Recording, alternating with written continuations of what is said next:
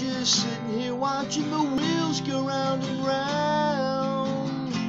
I really love to watch them roll. No longer riding on the merry-go-round. I just had to let it go.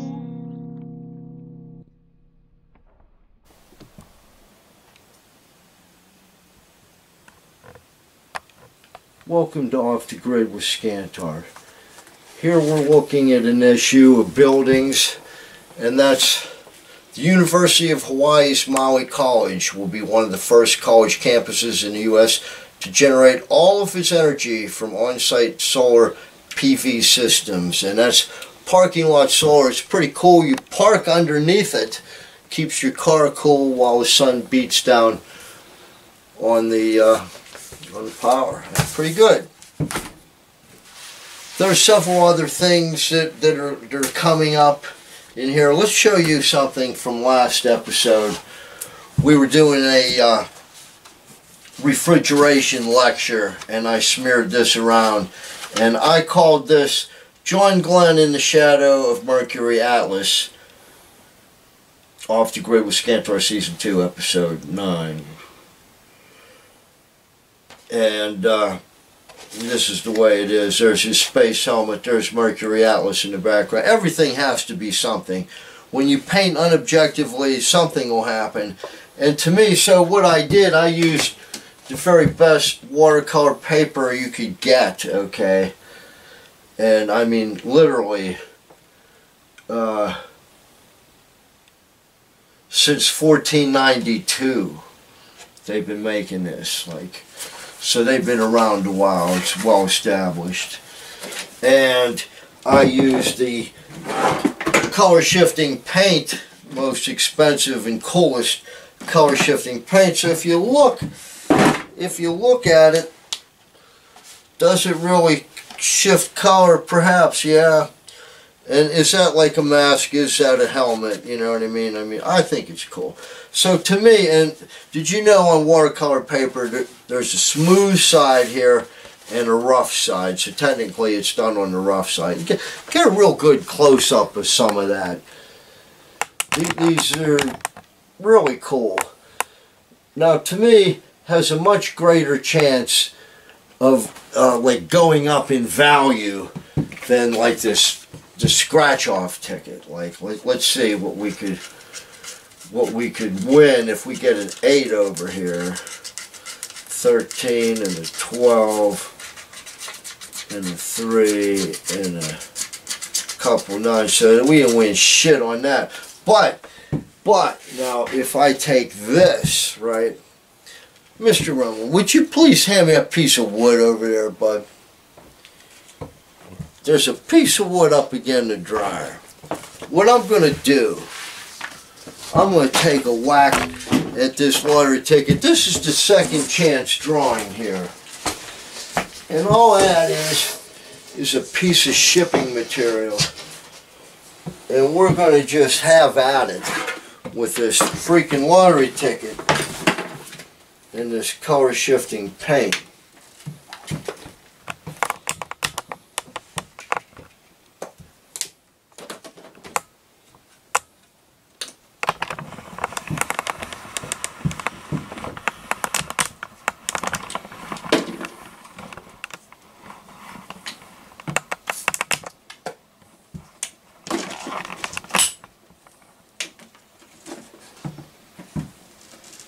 Okay, that's all color shifting paint. But to that, let's add some shit.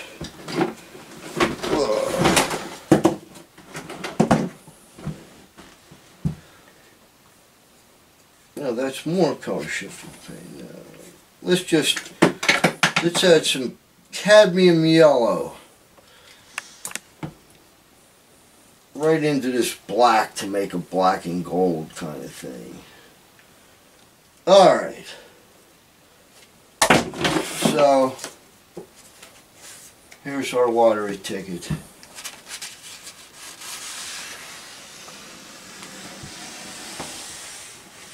Ooh, I like it already.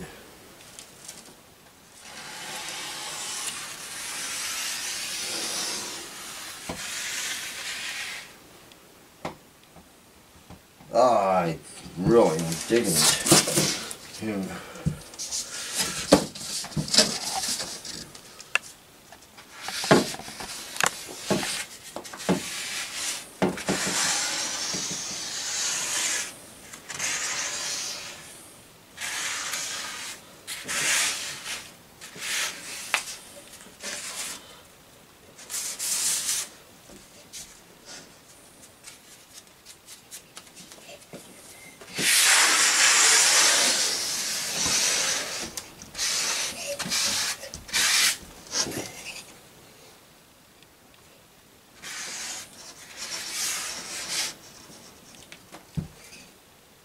Oh, that's it. I'll just stop right there.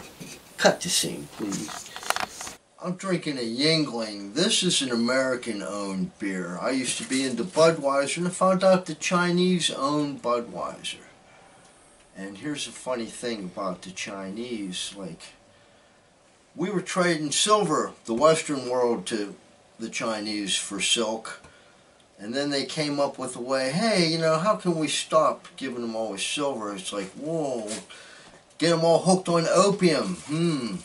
So payback's a bitch now, is the way I see it. You know, this is our chickens coming back home to roost here.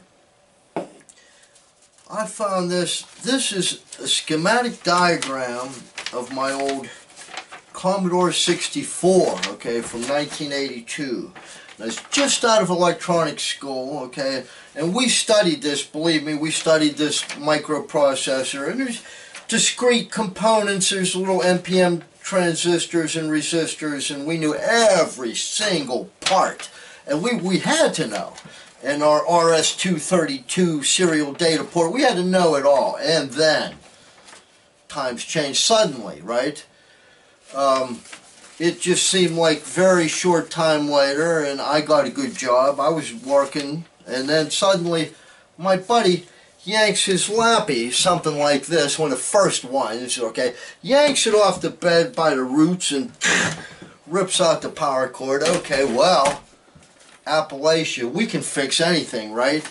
So we open it up. It's like, huh, there's 100,000 little Phillips head screws there, about the size of a BB. Fascinating. And we took them every one out, like a bowl of them, right? And we opened it up, and I was a technician, having studied this, right? And my buddy's electrical engineer. Okay, so here we are. What the hell is this? It looks like a bunch of chiclets with shit. We'll call Dell up, which we always did. If I was working on something, I would call the factory, may I speak to a technician, technical assistance, right? You talk intelligently, they will, you know, especially, well, now you're the customer, right? What's up? You know, so I'm calling. He says, yeah, we get an engineer. Okay, all right. What the hell is that? It's like, whoa, you got to talk to Homeland Security, man. It's like, what? So basically, it was none of our damn business what was in our machine. It used to be required knowledge last year when I got out of school, right? And then suddenly it's none of your damn business. So then I shunned it. I said, whoa, man, you better watch out. If it doesn't work for me, who does it work for? And I bagged all of that, you know, and discarded. And I was like an Amish man. I would not even go there. And basically, I said, you know, you're in trouble with that. There's enough rope to hang yourself many times over. Well, then, I was, you're crazy, you're crazy, you're crazy. Well, 20 years later, 25 years later, how did that work out? Okay. Now, somehow, I told you so isn't quite enough. Now, let me tell you where we're headed now. This is the blockchain, okay? The blockchain.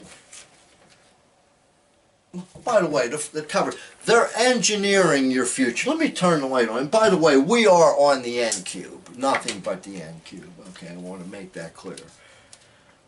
Engineers link to blockchain. Okay, this is digital engineering. They're engineering your future, okay? Here's what they're showing. Pervasive engineering simulation means road warrior no more. Would you worry? Now, zoom in on this, please, Mr. Rimmel. Do you see that this seat is pointing away and the steering wheel is there? Now that just is the nightmares I have about wrecking in cars, right? I'm not ready to get into that. No, thank you. But anyway, here we are with this blockchain. And what this is the cryptocurrency, the Bitcoin and such. And there's no way to even describe it except you're like blind men describing an elephant. The one feels the trunk and think it's a snake, and the other one feels the leg and thinks it's a column of flesh, right? So the blockchain is an incorruptible digital ledger of economic transactions that can be programmed to record not just financial transactions, but virtually everything of value. And the word incorruptible is an insult to my intelligence. It reminds me, I was working at Seven Springs in a vending company, okay? There was a lightning strike. A couple of our vending machines fried them, right? The president, Mr. McClure's computer was fried. And there's a guy working on a Mac machine, and we stopped by with our coffee, and it's like, hey, buddy, yeah. Did you get hit by that lightning strike? Oh, there's no way the lightning can hurt this. And we're like, yeah, right. You know, like, holy hell. Lightning can hurt anything, okay? So, it's corruptible. Blockchain offers a way for people who do not know or trust each other to create a record of who owns what. And that will compel the assent of everyone concerned. Yes, in a perfect world. Okay, and further explanation. We should all be thinking about this.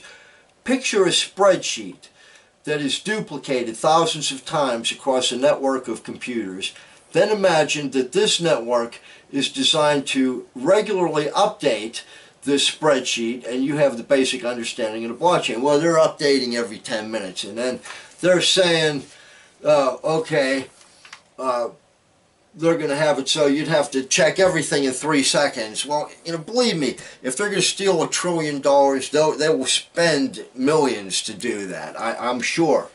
Governments will be involved. Now, here's an example. Bitcoin security breach. In January, hackers attacked a Japanese cryptocurrency exchange, CoinCheck, stealing about 500 million units of NEM cryptocurrency worth 524 million. In a Tokyo press conference following the incident, CoinCheck president Kyoko Wada somberly bowed in contrition, promising to refund the customers' losses. How unlike our Citibank guy who bowed in contrition and picked our pockets. But yeah, they did it before, they'll do it again. And what do I know about currency? Well, remember last year we had that counterfeit bill, and we knew if you were told it was bad, that it was bad. But basically, people with sophisticated sensors said it was good. It was a damn good fake. Okay, well, let's see. Money's changing. Okay, this is where money's headed. Here's where money used to be. Okay, if you look here, in 1803, that was a penny. That was a penny in 1803. Now, at that time, it was still legal to import slaves from Africa until years later. And, there were more people than coins then, and they wanted them back in England. It was just ridiculous. The difference. And then this changed.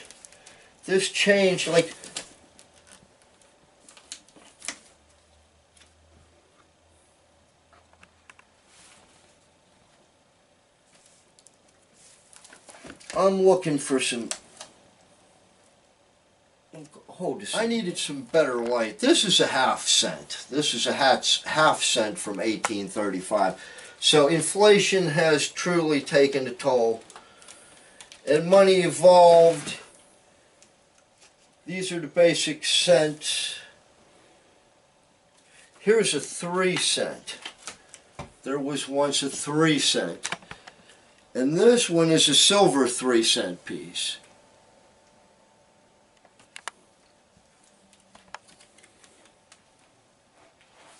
And here's a 2 cent piece from 1864. Now what year does that ring a bell? Civil War, Civil War. And this was the first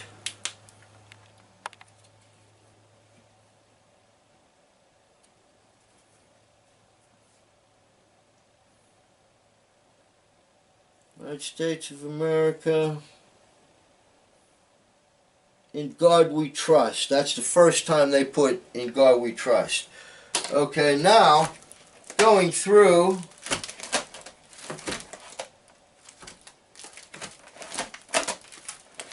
to the currency, we want to zoom in on this bill here. Now what's odd about that bill? Well, if you look, that's where In God We Trust is always at. Why isn't it on this bill? Well, they didn't have it on this bill because this bill is older than 1935. This bill is a 1935. So, and it's actually a silver certificate, but before 1935, they didn't put it on there. So, you know, it's a hobby, and it fascinates me. There's more to money, right, than just spending it. It used to be an art form. Here's a Colombian expedition, 1893.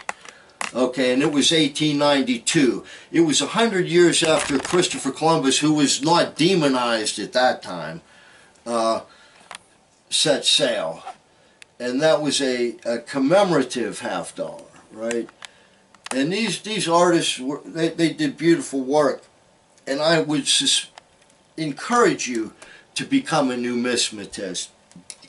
But I would also encourage you to be cautious, because there's evidence of treachery here. We will find specific examples. Going back to the 5-cent piece. Okay. This is a 5-cent nickel from 1883. This became known as the racketeer nickel. Now, if you look, I don't even know if you can see, there's just a V, there's a 5 on there, okay? Now, what the racketeers did, they took this nickel and they gold-plated it, and they passed it off as a $5 gold piece, right? And then, so the next year, they had to put cents, like 5 cents on there. So anytime that they could trick the system, they would certainly trick the system. The Morgan silver dollars, the Chinese played a game of either minting them if the currency was worth more than a bullion, or they would sell the bullion if it was worth more than the currency. There are some of these that they made that we spent. And here's a $50 from 1932. Now this is a bust $50. These were never really outside the banks. These never circulated to the common person whatsoever. That's why this one's in mint condition, although I paid a pretty penny, as opposed to the common man's $50 was this one, the barber, and they're worn, they're shop worn, and you won't find one. If you found one like this, it would be worth a fortune, so start looking, right?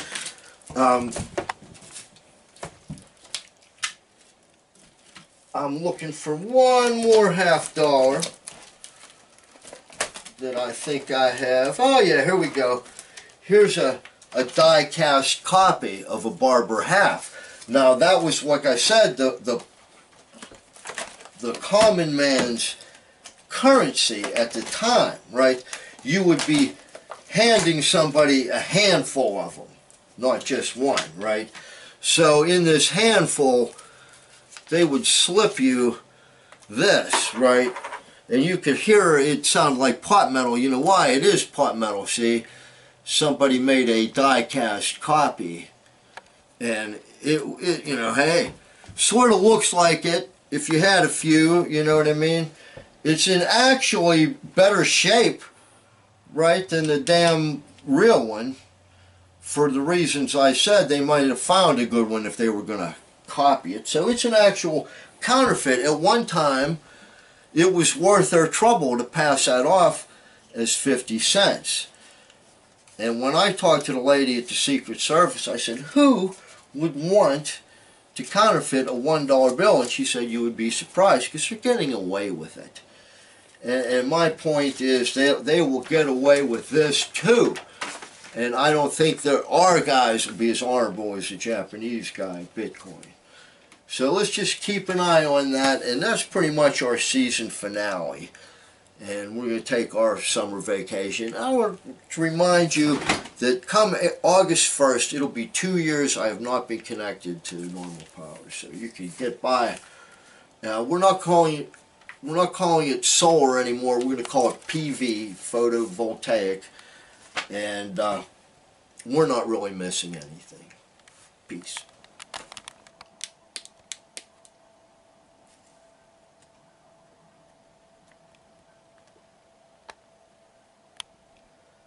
Now I was going to light it like Bonanza, but forget it. I got to keep this. We'll see you next season. We might do a summer special.